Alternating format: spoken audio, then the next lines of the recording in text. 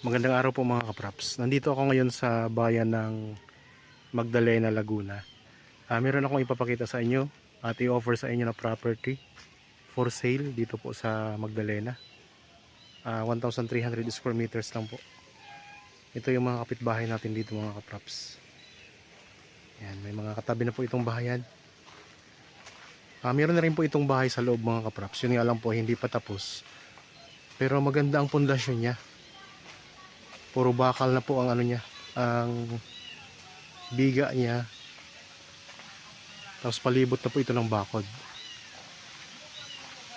Yan, ito lang ang property mga kapraps. So ito yung frontage mula po dito. Pag ganun po. Hanggang doon po sa may tao mga kapraps. Ang frontage nito. Yan. Ito yung bahay oh. Tapos may bakod, ito yung bakod. Hindi pa siya talagang kompleto sa konkreto na bakod kasi dito mga kaprap sa area na to ay kawayan pa lang po ang bakod niya. Tapos ito yung boundary niya dito. Yan, may bakod na rin po.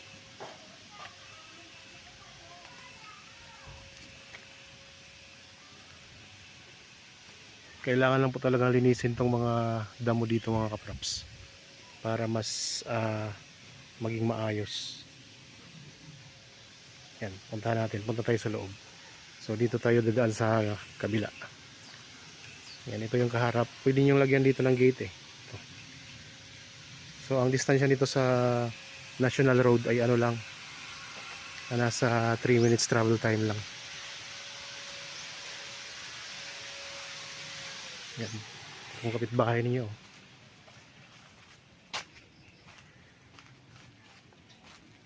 Ang frontage, ito daw ang frontage mga kapraps.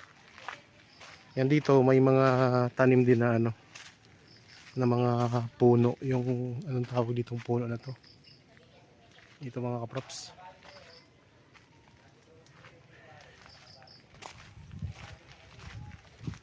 May linya na dito ng kuryente at saka tubig. Yan, dito po. Ito yung pinaka boundary ng property mga kapraps. Siya. Malawak po ang frontage, malapad. Siguro nasa ano to mga kapraps, mga kulang-kulang 40 meters ang frontage nito. So 3 meters po itong kalsada na to. 3 meters po yan. May mga tanim din siya ng mga prutas. May mga niyog, saging, may chiko. May mga lansones, tapos meron din itong puno ng rambutan. Okay, pasok tayo dito.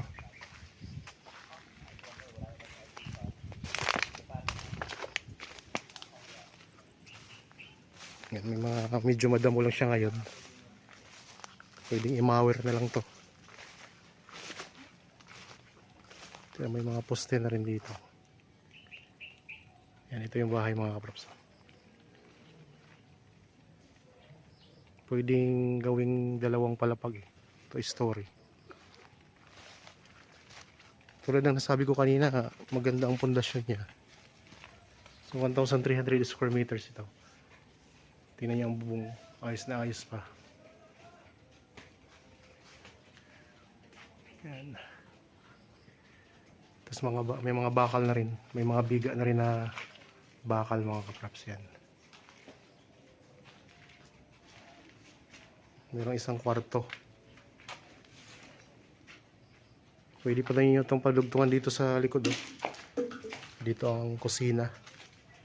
Yan, may bakod na rin po yan na semento. Mayroon din puno ng mangga no? Ano? Padat. Yan, puno ng mangga. Tapos may sampalok. Mangga sampalok. Lansones. Ito, rambutan.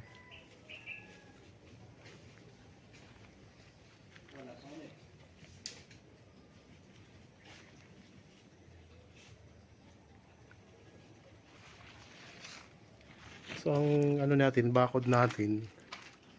So dito may bakod na kasi sa area na to eh. Doon po mga kaprap sa pinanggalingan natin, yun yung pababakura na lang.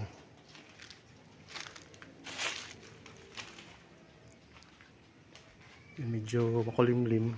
Gusto ko sana magpalipad ng drone para makita nyo po yung ano, yung area itong property. So 1,300 square meters dito sa bayan ng Magdalena, Laguna. Titulado ito mga kaprops. Yun yung gate kanina, pinanggalingan natin.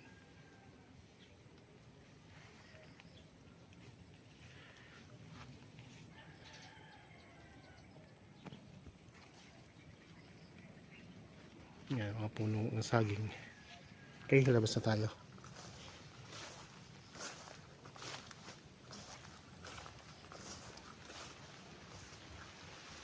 So, maulan-ulan ngayon. Ito yung papunta sa labas. Ito yung papunta sa National Road. 3 minutes lang.